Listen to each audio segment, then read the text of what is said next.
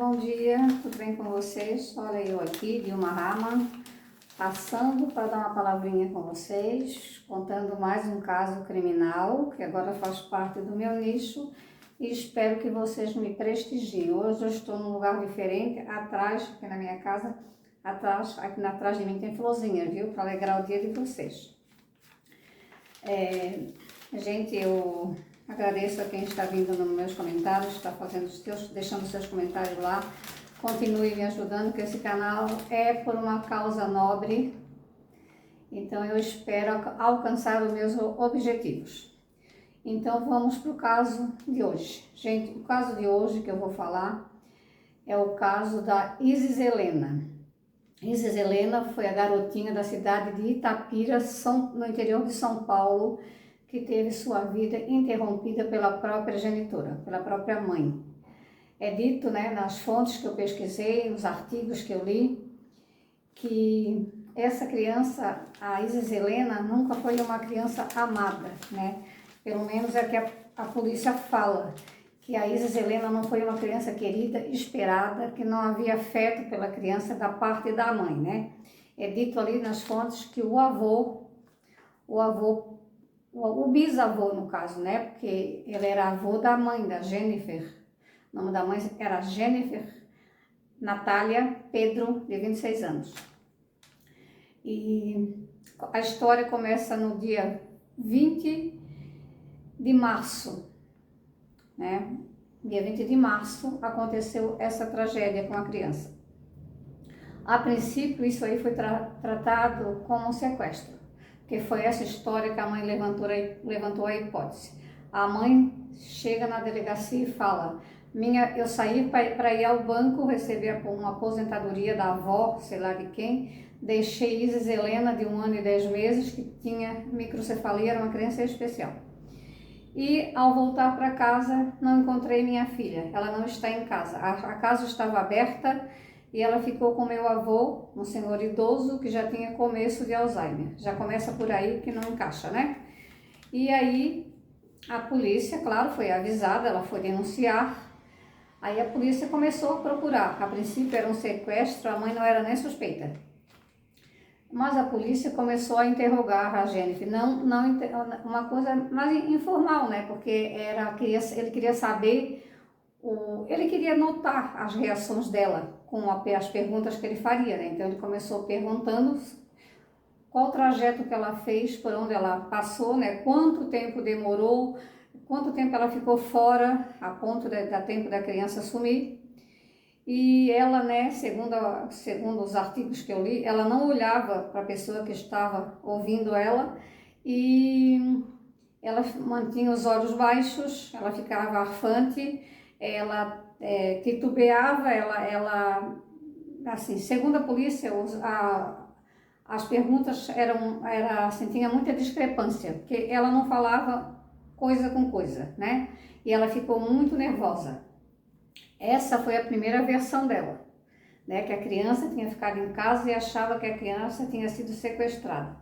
Aí os policiais começaram a procurar e começou a interrogar ela algumas vezes, perguntar, né? Porque esse argumento dela aí, que a criança tinha sido deixada pelo avô, que o avô deixou a criança ser sequestrada, já foi derrubada pela polícia. A polícia não acreditou nesse argumento dela, derrubou essa possibilidade. Daí ela veio com outra história.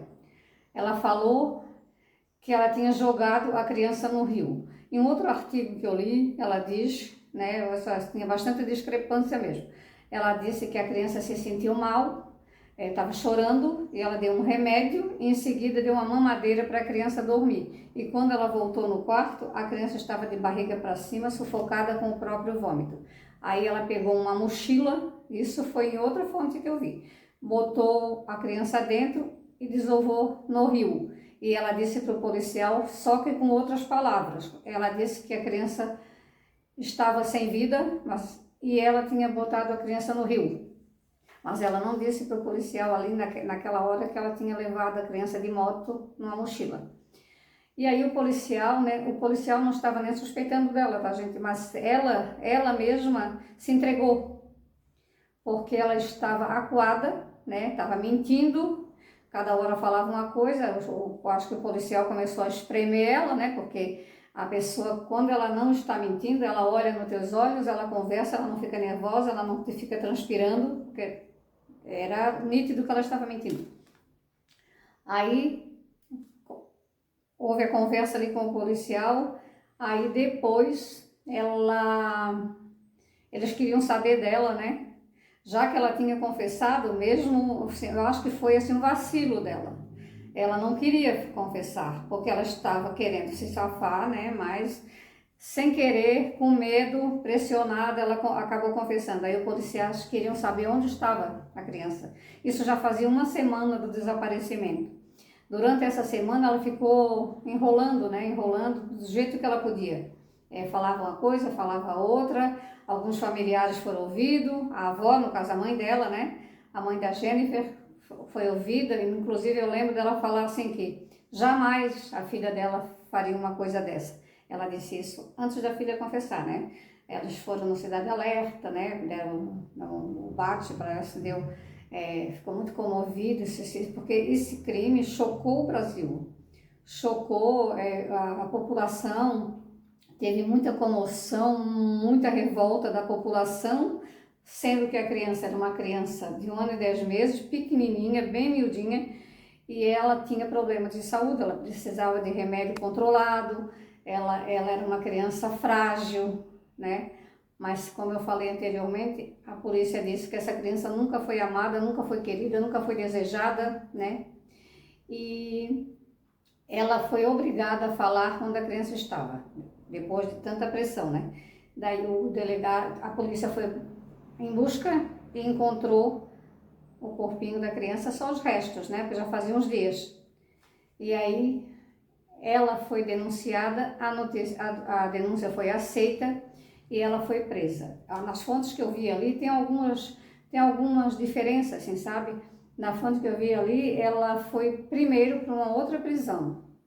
Aí depois ela foi para Tremembé, porque em Tremembé foi ser colega da Von Stoff, da Matsunaga, da Jatobá, estavam todos lá, né? Porque segundo as fontes lá são pessoas que cometem crimes hediondos, né? Crime desse estilo, crime com criança, crime, né?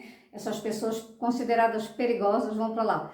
Na verdade, as pessoas perguntaram muito na época o porquê. Por que ela fez isso? Por que se ela poderia ter dado a guarda dessa criança para o pai? Que essa criança tinha um pai. Mas segundo as fontes também, ela já havia sido denunciada por maus tratos contra a Isis Helena. Então não era a primeira vez, né? Mas a mãe dela achava que ela era uma boa mãe. Mas tanto não era como ela fez isso com a própria filha, né? E também é dito ali, não sei se procede ou não, que ela tinha outra criança que vivia com o pai e não vivia com ela. Mas a Isis tinha problema, então ela achava que ela atrapalhava a vida dela, que era um fardo para ela, porque cuidar de uma criança saudável já requer muita responsabilidade, né? A gente cuidar de uma criança que tem problema requer muito mais cuidados, muito mais, precisa de muito amor. Muito amor. A gente vê casos de pessoas que amam as suas crianças, que têm problemas, são especiais, mas ela não. Ela não amava essa criança. Ela é dito isso pela polícia, que foi a conclusão que eles chegaram durante o tempo, né? Mais de uma semana que eles interrogaram ela. Então ela, né? Ela falava uma hora uma coisa, falava outra hora outra, que a criança se chorava, se incomodava. E ela foi denunciada e foi para Tremembé. Lá na prisão, né, ela tinha... Vê só, gente, isso aconteceu em março. Em abril ela foi presa. Em abril, já menos de um ano, ela foi presa, foi lá para a prisão, lá em Tremembé. E aí ela me parece parece não, segundo a polícia, né, o julgamento ia ser marcado, ela ia depor na justiça. E aí ela começou a escrever cartas para a mãe, dizendo que ela estava se sentindo ameaçada pelas outras detentas, que tinha medo que as detentas fizessem algo com ela, lá onde ela estava, né? Mas lá só tinha gente boa, né? E aí ela, né, levantou essa hipótese aí de estar sendo ameaçada pelas detentas, escreveu muitas cartas para a mãe. Quando chegou deixa eu ver o dia que ela... No dia 21 de abril, se eu não me engano, gente, ela foi encontrada sem vida na cela. Releve, tá, gente? E, né, ela foi encontrada sem vida, né, um agente penitenciário achou, ela estava com um lençol no pescoço, com um lençol amarrado na grade, e só que na época não foi feito aquele exame de criminalística, né, que dá para medir a altura em que ela estava, para ver se o pulo que ela deu, o salto que ela deu, né, resultava em asfixia mecânica, porque isso tem que ser feito no local, né?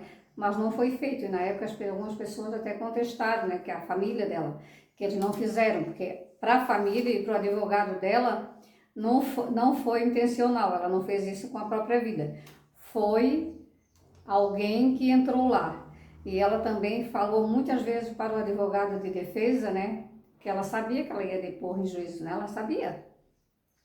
Ela ia a júri popular e o advogado diz que ela não tinha a menor intenção de fazer isso e que ela estava com muito medo de ter a vida tirada pelo crime organizado na prisão. Então, para o advogado, ela não fez isso com ela mesma, que foi alguém que fez. Mas segundo a polícia, as celas são trancadas, né, trancafiadas. E eles fazem aquela revista, né, à noite para ver se está tudo bem e tudo. E ela estava lá, né? Então, qualquer coisa que aconteça, os agentes penitenciários vão ver, né, as pessoas que fazem ali a vistoria nas celas. Mas quando amanheceu o dia, ela estava sem vida, né? Aí, esse caso foi encerrado como se ela tivesse tirado a própria vida, né? Ficou assim, porque não foi provado como que ela tivesse tirado a própria vida, né? Ali no final do caso ali tem, né? Então não é dito que eles achavam que realmente ela foi, né, teve a vida tirada. Esse foi um caso, gente, de muita repercussão, né? Vocês devem lembrar dessa história, né? A polícia, ela teve um trabalho imenso, né, para apurar os fatos, porque as pessoas, elas dificultam bastante o trabalho da polícia, né? Porque eu não sei se existem pessoas que se safam de uma coisa dessa, mas é meio difícil, né? Eu acho que ela talvez fosse pegar uma pena maior, né? Como muitos que fazem esse tipo de coisa com criança, né? Dizem, né, que quem está numa prisão que faz, por isso que eles botam meio que separado em prisões próprias para esse tipo de coisa, porque lá a Matsunaga foi o marido, a von Richthofen foi os pais, a Jatobá foi a enteada, né? E a Jennifer Natália foi a filha. Então elas estavam todas no mesmo lugar. Então uma não ia ter, como é que a gente diz? Não ia querer fazer alguma coisa contra ela, porque elas estavam todas no mesmo nível. Isso é a minha opinião pessoal. Essa moça, Jennifer, ela diz que ela era uma pessoa um pouco assim, instável, né? Em encrenqueira. A gente olhava no olhar dela, no jeito dela, a gente via que ela era uma pessoa que parecia não ser fácil. É claro, gente, que ela não está mais aqui. Então, eu não estou querendo desrespeitá-la, nem a família dela, porque eu até acho que tudo isso assim que aconteceu, a avó, o bisavô que amava a netinha, diz que ela era o que mais amava a menina. E a mãe dela, né, que ela era a filha, e não importa o que ela era de verdade, mas para a mãe ela era só a filha dela. E deve ter sofrido, e a gente sabe, né? Então ninguém quer desrespeitar, até porque a Jennifer não está mais aqui para se defender. Mas não deixa de ser um caso que chocou o Brasil, teve até, eu acho, repercussão lá fora do país, sendo que comoveu por quê? Porque a menina era um bebê, né? Um bebê especial. Eu vi, na época dos fatos que aconteceu, eu vi uma reportagem com o pai da criança, porque nessas que eu vi agora não aparece o pai, mas eu vi ele falando que ele queria a guarda da criança, que desde o começo ele suspeitava da mãe. Na época ele falou, deu uma entrevista. O pai, um rapaz assim, um rapaz simples, um rapaz jovem, né? Mas ele fala porque chegaram, acho que levantar a hipótese que poderia ter sido ele, que levasse a criança, né? Porque a história do sequestro ali, ela fez mais para se defender, né? Porque ela sabia que se fosse descoberta, a vida dela ia mudar totalmente. E foi isso que aconteceu, né? A vida dela mudou totalmente. Tem tantas alternativas, né? Se você não quer ter o trabalho, você pode dar essa criança para adoção. Você pode ter muitas alternativas, né? E a pessoa acha que existe o crime perfeito, mas não tem, né? E foi isso que aconteceu com ela. Ela achou que o avô, por ser idoso, não podia responder por ele. Ela ficaria assim, né, gente, nas costas dele. Quem lembra aí desse caso da menina Isis Helena? Eu lembro muito bem, porque eu acompanhei tudo, né? Gente, esse foi o caso de hoje. Eu espero que vocês assistam, que deem as suas opiniões, que me prestigiem nesse conteúdo novo, que eu estou querendo ficar só com esse conteúdo e mais dicas de moda, essas coisas que eu gosto. Então, eu conto com a ajuda de vocês. Eu sei que meus inscritos que gostam de mim e também gostam dos animais vão ficar aqui, né? Porque eu sei que o povo gosta mais de comentários, né? Outros tipos de comentário, mas eu prefiro para eu fazer, né? Eu me sinto mais prazer em fazer esses tipos de conteúdo. Então eu espero que vocês vão lá, né? E dê a opinião de vocês. Falo para vocês se tem algum caso que vocês querem que eu conte. Tá certo? Então é isso aí, meus filhos. Tenham todos um bom dia. Hoje é quarta-feira. Beijos.